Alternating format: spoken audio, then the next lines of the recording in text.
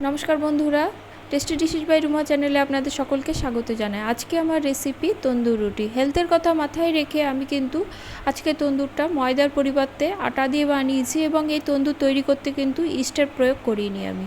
তারপরেও দেখুন আমার তন্দুরটা কতটা সফট হয়েছে। তাহলে চলুন শুরু করা যাক। এই তন্দুর রুটি করার জন্য আমি 250 গ্রামের মতো আটা নিয়েছি। এর মধ্যে দিয়ে দিলাম স্বাদ অনুসারে নুন, 1.5 চামচের মতো চিনি, 3 টেবিল চামচ সাদা তেল আর দেব 1 চামচের মতো বেকিং পাউডার। সব উপকরণ ভালো করে মিশিয়ে নিয়ে এর মধ্যে 150 থেকে 200 গ্রাম টক দই দিয়ে দেবো। আমি কিন্তু পুরো উপকরণটা দই দিয়ে মেখেছি।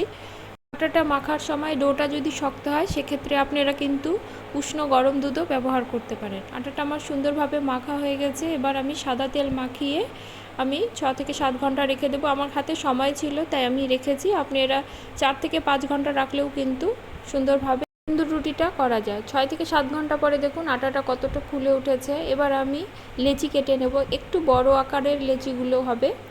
এবার গ্যাসে আমি তাওয়াটা বসিয়ে দেবো। তাওয়াটা কিন্তু উল্টো করে বসাবো। এবার এক একটা করে লেচি নিয়ে একটু মোটা করেই বেলতে হবে। বেলা হয়ে গেলে এক পিঠে অল্প করে কালো জিরে দিয়ে বেলনির সাহায্যে একটু চেপে দেব, দিয়ে অপর পিঠটি উল্টে নিয়ে এতে জলে ছিটে দিব। জলটা ভালো করে মাখিয়ে দেব। মাখিয়ে দিলে এতে কি হবে, তাওয়াতে বেশ সুন্দরভাবে আটকে যাবে।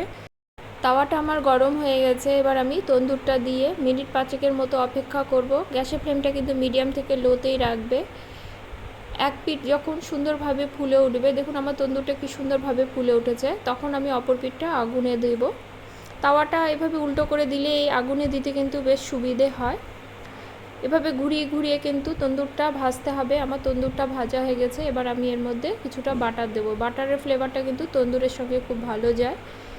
কত সহজে আপনারা এরকম হেলদি তন্দুর বাড়িতেই বানিয়ে নিতে পারবেন। ইস্ট ছাড়া এই তন্দুর খেতে কিন্তু খুবই সুস্বাদু হয়। ভিডিওটি ভালো লাগলে লাইক কমেন্ট করবেন এবং সাবস্ক্রাইব করে পাশে থাকবেন। দেখা হবে পরে কোনো রেসিপি নিয়ে। সকলে খুব ভালো থাকবেন। ধন্যবাদ সকলকে।